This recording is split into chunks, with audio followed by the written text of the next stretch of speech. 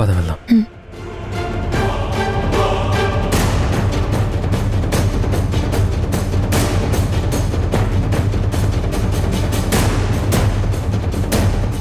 Yash,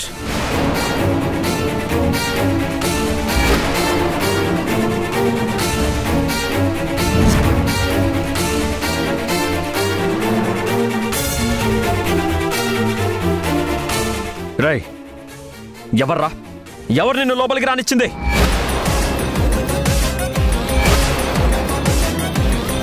బయటికెళ్ళు, బయటికెళ్ళు. Security! Yash ఆవేశపడకు, దయచేసి నేను చెప్పేది విను. ఏంట్రా ఏంట్రా నువ్వు చెప్పేది నేను వినేదే?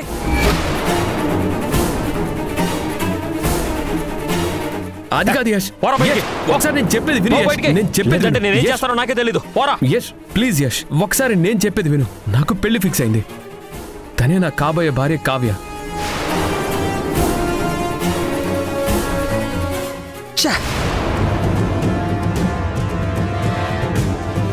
నీకు శుభలాకిచ్చి నిన్ను నేను పెళ్లికి పిలుద్దామని వచ్చాను. నీ పెళ్లికి నేను రావడం ఏంట్రా? నా లైఫ్ ఇలా డిస్టర్బ్ అవ్వడానికి కారణమే నువ్వు. ఎంత ధైర్యం రా నీకు? ఎంత ధైర్యం నీకు?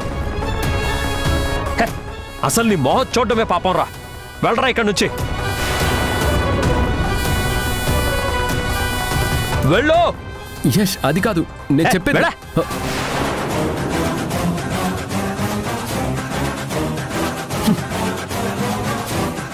చాలు యష్ గారు.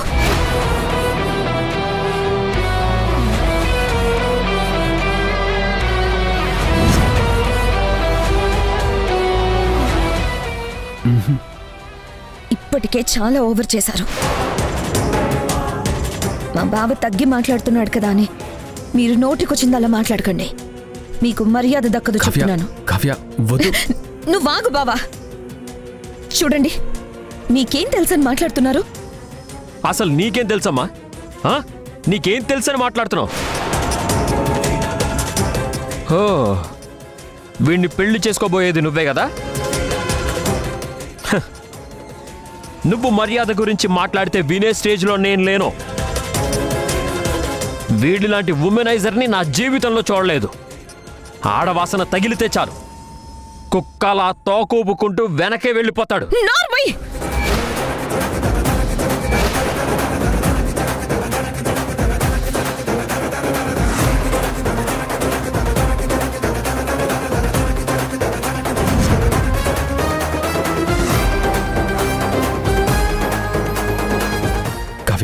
కావ్య, నా మాట విను కావ్య. వద్దు కావ్య, ప్లీజ్. నా మీదే చెయ్యెత్తుతావా? చెయ్యెత్తడం కాదు, మిమ్మల్ని ఏం చేసినా తప్పులేదు. ఒకప్పుడు మీ అమ్మ చెప్పిన మాటలు విని సింధుని భారీగా దూరం పెట్టారు. ఇప్పుడు మీ వదిన చెప్పిన మాటలు వింటూ పాపం సింధుని బాధ పెడుతున్నారు. సింధు గురించి తప్పుగా మాట్లాడే ముందు అసలు ఏం జరిగిందో తెలుసుకుని మాట్లాడండి. మీలాగే నేను కూడా మా బావ సింధు ఒక కేసు పని మీద కలిసి తిరుగుతుంటే వాళ్ళ గురించి తప్పుగా అర్థం చేసుకుని అవమానించాను, అనుమానించాను, అపార్థం చేసుకున్నాను. కానీ నా కళ్ళారా చూసేంత వరకు నాకు తెలియలేదు మా బావ సింధు మధ్య ఉన్న ఆత్మీయ బంధం ఏంటో. అసలు ఆ రోజు హోటల్లో ఏం జరిగిందో మీకు తెలుసా? దయచేసి సింధుని అర్థం చేసుకోండి. అసలు ఏం జరిగిందో తెలుసుకునే బాధ్యత మీకుంది. నిజమేంటో తెలుసుకోండి. అప్పుడు సింధునే మీకు దేవతలా కనిపిస్తుంది. అసలు ఆ రోజు ఏం జరిగిందంటే, మీరు ఏ రోజైతే తప్పు జరిగిందనుకున్నారో ఆ రోజు నేను కూడా అదే హోటల్లో ఉన్నాను. ఆ రోజు మా బావ సింధు కలిసినప్పుడు తన చీర మీద సాంబార్ పడిపోతే తను ఏ రూమ్లోకైతే క్లీన్ చేసుకోవడానికి వెళ్ళిందో అదే రూమ్లోకి నేను కూడా వెళ్ళాను.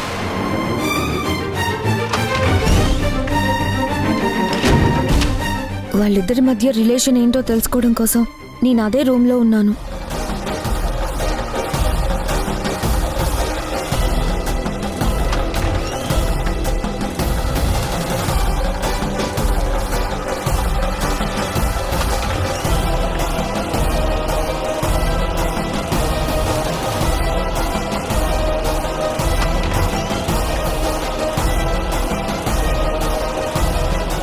మా బావని నీ వల్ల వేసుకున్నావు కదే, నీతో తిరుగుతూ నన్ను మర్చిపోయాడు మా బావ.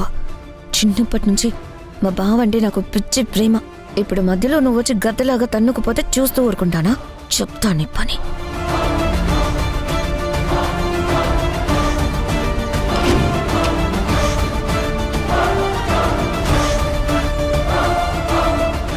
చాలా థ్యాంక్స్ సిద్ధార్థ్. నువ్వే లేకపోతే నాకిది ఇంపాసిబుల్ అయ్యేది. ఏమిచ్చినా నీ రుణం తీర్చుకోలేను. ఏంటి సింధు, నువ్వు ఈ చిన్నదానికే అంత పెద్ద మాటలు అవసరం? నిజంగా సిద్ధార్థ్, మా మేనత్త కేసు విషయంలో నువ్వు చేసిన హెల్ప్ లైఫ్లో మర్చిపోలేను. నా కష్టాన్ని తెలుసుకుని ఒక అన్నలా బాధ్యత తీసుకుని నా కోసం వచ్చావు. అంటే మా బావని సింధు ఒక మంచి అన్నయ్యలాగా ఫీల్ అవుతుందా? చా, అనవసరంగా వీళ్ళిద్దరిని అపార్థం చేసుకొని చాలా పెద్ద తప్పు చేశాను. ఆ సిద్ధార్థ్, ఇంక బయలుదేరదామా? నేను ఆఫీస్కి వెళ్ళి యష్ని కలవాలి. ఒక 1 వీక్ నేను యష్ అలా బయట ప్లేస్కి వెళ్ళి ఫుల్గా ఎంజాయ్ చేసి రావాలి. అందుకే నేను ఫ్లైట్ టికెట్స్ కూడా బుక్ చేశాను. సింధు, నువ్వెప్పుడు ఇలా హ్యాపీగా ఉండాలనే నేను కోరుకుంటున్నాను. నీకు ఎప్పుడు ఎలాంటి హెల్ప్ కావాలన్నా ఈ అన్నయ్యకి ఒక్క కాల్ చేయి, క్షణాల్లో వాలిపోతాను. ఏదైనా సరే నేను చూసుకుంటాను, ఓకేనా? ఓకే సిద్ధార్థ్. సరే సిద్ధార్థ్, పద వెళ్దాం.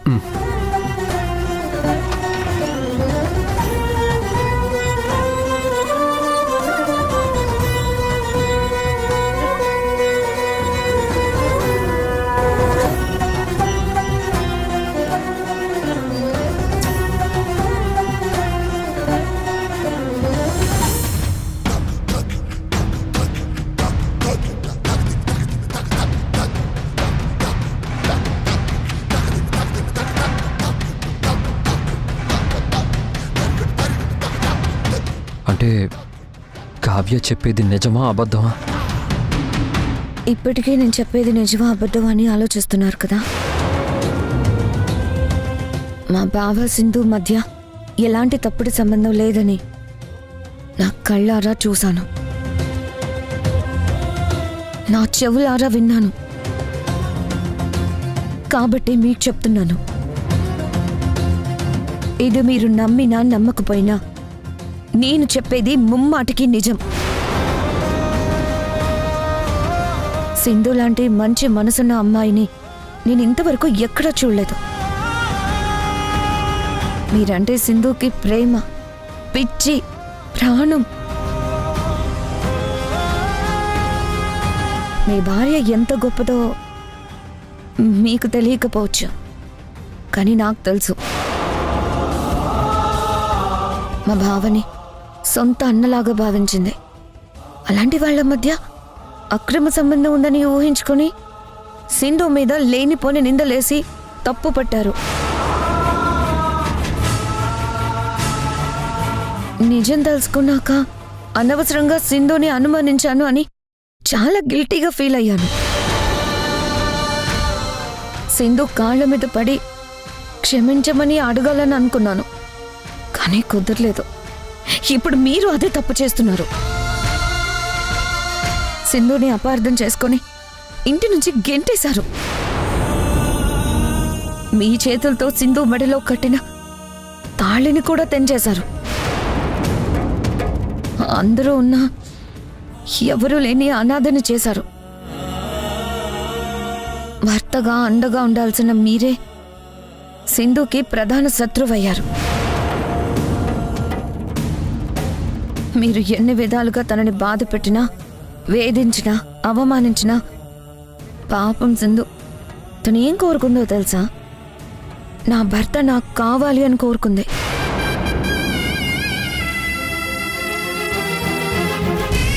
పిచ్చి దానిలాగా ఇప్పటికీ మీ చుట్టూ తిరుగుతుంది. ఇప్పటికైనా కళ్ళు తెరవండి. సింధు మనసేంటో అర్థం చేసుకోండి ప్లీజ్.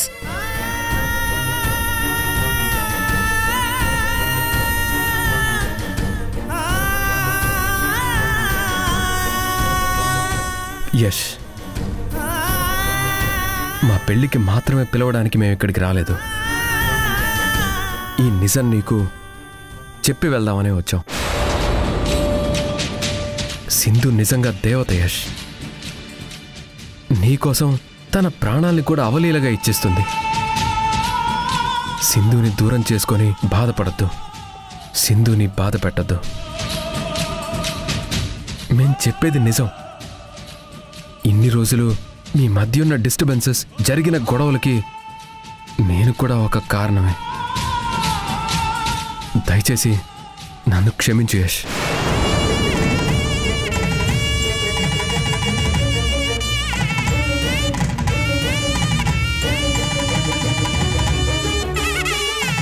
నువ్వు సింధు మీరిద్దరూ కలిసి పెళ్లికి రావాలి. వస్తారని ఆశిస్తున్నావు.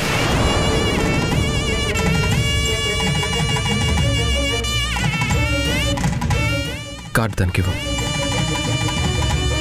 ఇదిగోండి, మా పెళ్ళికి మీరు తప్పకుండా సింధుతో కలిసి రావాలి.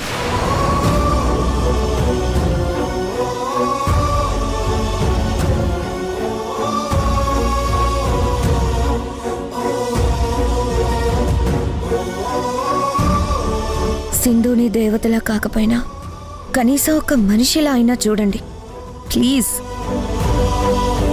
భర్త తన శీలాన్ని శంకిస్తే ఆ భార్య పడే నరక యాతన అస్సలు చెప్పలేం.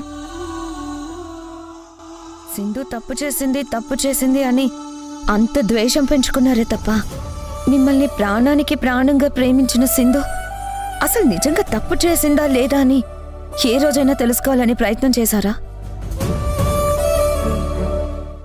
లేదు. ఎందుకు మీరు ఆ ప్రయత్నం చేయలేదు? నన్ను చెప్పమంటారా? ఎవరు ఏం చెప్పినా అదే నిజం అనుకుని మీరు గుడ్డిగా నమ్మేశారు. ఆ మనస్తత్వం మీదే. అదే మీ బలహీనత. ఇప్పటికైనా మీ బలహీనత నుంచి బయటికి రండి. మీ ఆలోచన బలం పెంచుకొని అసలు ఆ రోజు ఏం జరిగిందో ముందు తెలుసుకోండి. భర్తగా అది మీ బాధ్యత. అంతేగాని దేవత లాంటి మీ భార్యని ఇలా అపార్థం చేసుకోకండి. చూడేష్, సింధు ఎంత మంచిదంటే గతంలో నువ్వు చేసిన మర్డర్ని కూడా తన మీద వేసుకొని తన భర్త క్షేమంగా ఉండాలని నిన్ను కాపాడింది. అంత గొప్పది నీ భార్య. అలాంటి భార్యని దూరం చేసుకోకేష్. ఇప్పుడు నీ వల్ల, నువ్వు చేసిన పనుల వల్ల తను చాలా సఫర్ అయింది. ఇక మీ ఇద్దరి మధ్యన ఎలాంటి గ్యాప్ ఉండకూడదు. దయచేసి తనని అర్థం చేసుకో. మీరిద్దరూ కలిసి సంతోషంగా ఉండండి. నువ్వెప్పటికైనా అర్థం చేసుకో. అంటే యష్ని సింధుని మళ్ళీ కలపటానికి వెళ్ళొచ్చారన్నమాట.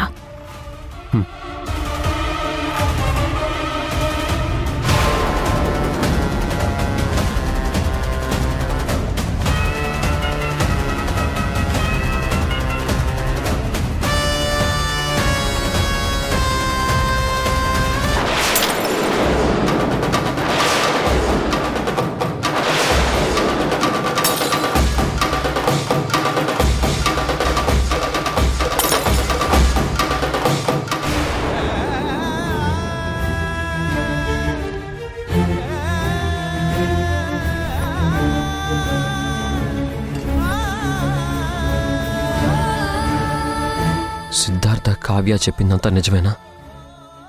నా మనసు అది నిజమేనని చెప్తుంది. కానీ ఆ రోజు హోటల్లో రూమ్ లోపల వాళ్ళు మాట్లాడుకున్న మాటలు నా చెవులారా విన్నాను కదా, అవి అబద్ధమా?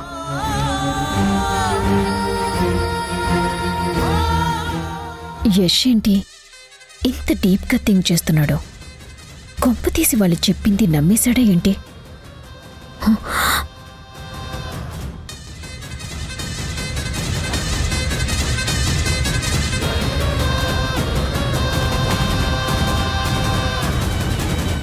మరిది గారు,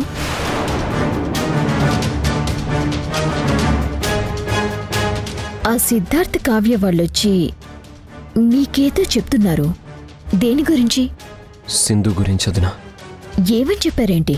సింధు చాలా మంచిదని, తనే తప్పు చేయలేదని. ఆ రోజు హోటల్ రూమ్లో సింధు సిద్ధార్థలతో పాటు వాళ్ళ గదిలో కావ్య కూడా ఉందంట. సింధు సిద్ధార్థ మధ్య ఎలాంటి తప్పుడు సంబంధం లేదంట. సిద్ధార్థని సింధు సొంత అన్నయ్యలా ఫీల్ అయ్యేదని చెప్పారు. మీరు అదంతా నిజమనుకుంటున్నారా? కాదు మరిది గారు, ఇదంతా ఆ సింధు ప్లాన్. మీరు మొన్న తనని పిల్లల్ని ఇంట్లో నుంచి వెళ్ళిపోమన్నారు కదా.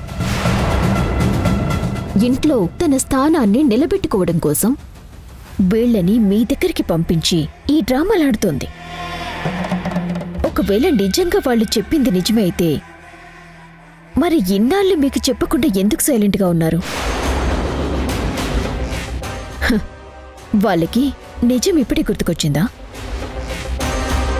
మిమ్మల్ని నమ్మించి తన వైపుకు తిప్పుకోవటానికే ఆ సింధు ఈ కొత్త నాటకం స్టార్ట్ చేసింది. ఇది తనకి అలవాటైన పని కదా మరిది గారు.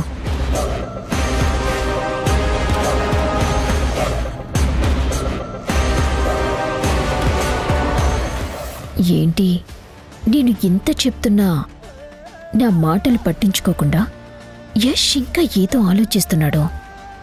అంటే వాళ్ళు చెప్పింది నిజంగానే నమ్మేశాడా? ఏంటి మరిది గారు, ఆ సిద్ధార్థ్ కావ్య చెప్పింది నిజమని ఇంకా మీరు నమ్ముతున్నారా? అదేం లేదు వదినా.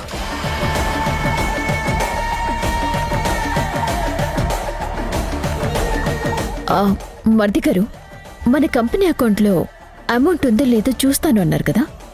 ఇదిగోండి చూడండి.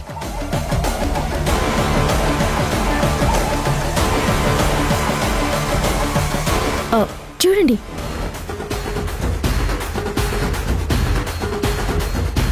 సింధు మా బావ అదే రూమ్లోకి వచ్చారు. సింధు వాష్రూమ్లోకి వెళ్ళి తన డ్రెస్ క్లీన్ చేసుకుని వచ్చి, చాలా థ్యాంక్స్ సిద్ధార్థ్, అన్నలా నాకు తోడొచ్చినందుకు అని చెప్పింది.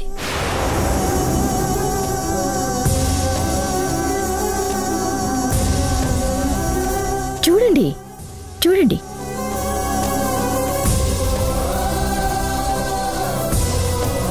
మా బావని సొంత అన్నలాగా భావించింది. అలాంటి వాళ్ళ మధ్య అక్రమ సంబంధం ఉందని ఊహించుకొని సింధు మీద లేనిపోని నిందలేసి తప్పు పట్టారు.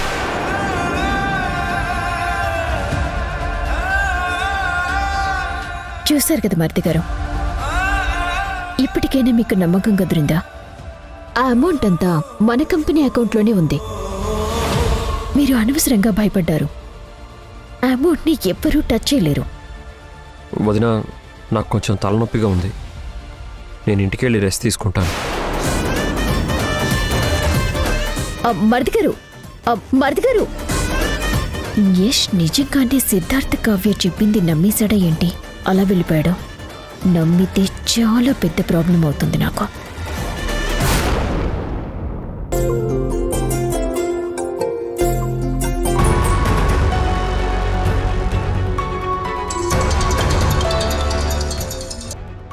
హలో అమ్మా, బాగున్నావా? దమయంతుందా? నా పక్కనే ఉంది, ఇదిగో మాట్లాడు. చెప్పండి అత్తయ్య. దమయంతి, నేనొక విషయం చెప్తాను. ఇది చాలా సీరియస్ విషయం. ఆ పనయ్యేలా నువ్వే చెయ్యాలి. ఏమైందత్తయ్య? ఏదైనా సమస్య? సమస్యే, కానీ మనకు కాదు, సింధుకి. సింధుకా? సింధుకి సమస్య ఏంటత్తయ్య? ఇందాక పంతులు గారు వస్తే మనందరి జాతకాలు చూపించాను. గ్రహణ దోషం వల్ల ఆఖరి అమావాస్య నుండి సింధు జాతకంలో కొన్ని మార్పులు జరిగాయంట. పంతులు గారు చెప్పారు. అవన్నీ నార్మల్గా ఉండేవే కదత్తయ్య. అమ్మా, వాటికి ఏవో జపాలని, శాంతి హోమాలని, పూజలని, పరిహారాలుంటాయి కదమ్మా. అవన్నీ చేయిద్దాంలే, నువ్వేం కంగారు పడకమ్మా. ఒరే చంద్ర, నేను మీలాగే చిన్న పరిహారమే కదా చేయించచ్చులే అనుకున్నాను. కాని ఇది చిన్న పరిహారం కాదురా. మొత్తానికి సింధుకి ప్రాణగండం ఉందని చెప్పారు.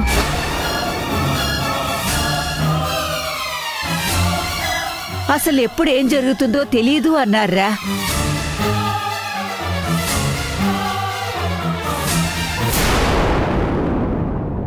నేను శశి హౌసీ గేమ్ ఆడుకుంటున్నాం నాన్న. శశి ఒక నెంబర్ తీసి 6 అంది, కానీ అదేమో 9.